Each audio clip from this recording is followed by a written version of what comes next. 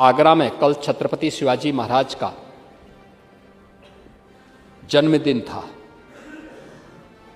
हमारे मंत्री, उच्च शिक्षा मंत्री जो उनको आप स्मरण कर रहे थे, उसी कार्यक्रम में थे। हम लोगों ने आगरा के अंदर जो कभी मुगल शासकों ने हिंदू बहन और बेटियों की इज्जत के साथ खिलवाड़ करने के लिए मीना बाजार बनाया था, वहाँ एक मीना कोठी भी थी। हम लोगों ने इसको पूरे अपने उसमें ले लिया है और हम वहाँ पे छत्रपति शिवाजी महाराज का भव्य स्मारक बनाने जा रहे हैं।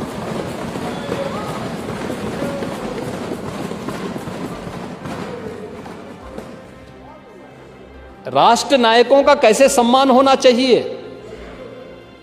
ये जानना हो तो डबल इंजन की भारतीय जनता पार्टी सरकार से आप जानिए। छत्रपति शिवाजी महाराज राष्ट्र नायक हैं, उनका स्मारक बनेगा। आप लोग अभी भी उसी गुलामी की मानसिकता से जी रहे थे। सरकार का पैसा और आगरा में मुगल म्यूजियम। हमने कभी मुगल म्यूजियम क्या होता है जी, उसका नाम छत्रपति शिवाजी महाराज के नाम पे होना है और उसी को हम लोग आगे बढ़ा रहे हैं।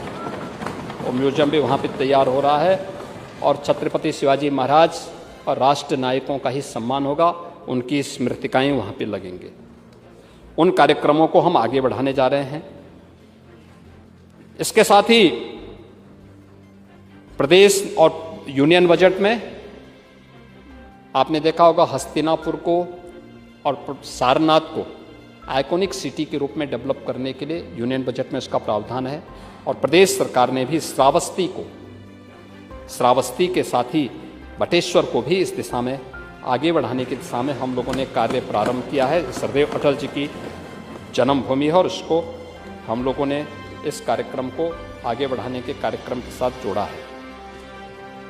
तमाम अन्य कार्यक्रमों के साथ ही मुझे लगता है कि आज के दिन पर अभी बागपत में पुरा महादेव का मंदिर है, वहाँ पर एक अंतर्राष्ट्रीय योग और आरोग्य केंद्र के साथ साथ आदि योगी की भव्य प्रतिमा की स्थापना का कार्य और बड़ा वहाँ पर एक सेंटर स्थापित होने जा रहा है। यानी वह आध्यात्मिक भी होगा, आयुष की दृष्टि से भी आप देखेंगे बहुत भव्य केंद्र वह बनने जा रहा है देश का। और एक पुरा महादेव में बागपत के अंदर हम लोग इस कार्य को पीपीपी मोड पर आगे बढ़ाए हैं। अयोध्या धाम में मंदिर संग्रहालय, एक म्यूजियम भी बनाया जा रहा है, जहां पे देश के अंदर मंदिरों की आर्किटेक्चर को लेकर के, भारत के अंदर किस प्रकार की आर्किटेक्चर रहा है पूरे देश के अंदर, उस दिशा में एक भव्य कार्यक्रम टाटा सन्स की ओर से वहां पर सरकार और टाटा सन्स के साथ MOU हुआ है और उस कार्यक्रम को वो आगे बढ़ाने जा रहे हैं। इको टूरिज्म बोर्ड के माध्यम के साथ भी हम कार्य आज प्रदेश के अंदर तेजी के साथ काम करा चुके हैं। हम लोगों ने इस बजट में भी मुख्यमंत्री पर्यटन संवर्धन इस स्कीम के अंतर्गत भी धनराशि की व्यवस्था की है, जिसमें माननीय जनप्रतिनिधियों के प्रस्ताव पर उनके विधानसभा क्षेत्र के किसी भी पर्यटन केंद्र के विकास के लिए धनराशि देने का प्रावधान है और हर एक क्षेत्र में हम लोग इसको करते हैं। प्रयागराज में समेकित विकास के लिए भी हमने धनराशि की व्यवस्था की है, वाराणसी के लिए की है, अयोध्या के लिए भी की है।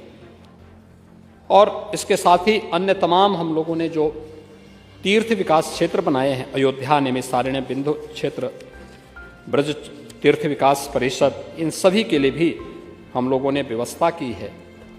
अयोध्या, वाराणसी, प्रयागराज, सारनाथ या अन्य तीर्थ स्थलों पर महत्वपूर्ण पर्यटन केंद्रों में महिला गाइड के विशेष प्रशिक्षण और लाइसेंस शुल्क में भी सरकार इसमें छूट प्रदान करने की व्यवस्था करेगी और सरकार इसको अपने स्तर पर प्रयास करेगी कि उन्हें छूट मिले और वो कार्य लाइसेंस उन्हें प्राप्त हो सके और महिला गाइड भी वहाँ पर लोगों को वहाँ पर प्रशिक्षण दे सकें, लोगों को गाइड कर सकें। इसके बारे में सरकार वहाँ पे कार्य करेगी। इसके साथ ही प्रधानमंत्री मुद्रा योजना के अंतर्गत होम स्टे स्थापना हेतु 2 लाख रुपए तक का कोलेट्रल फ्री ऋण उपलब्ध कराने का प्रस्ताव भी सरकार ने पर्यटन नीति के अंतर्गत प्रदेश के अंदर यहाँ पर की है।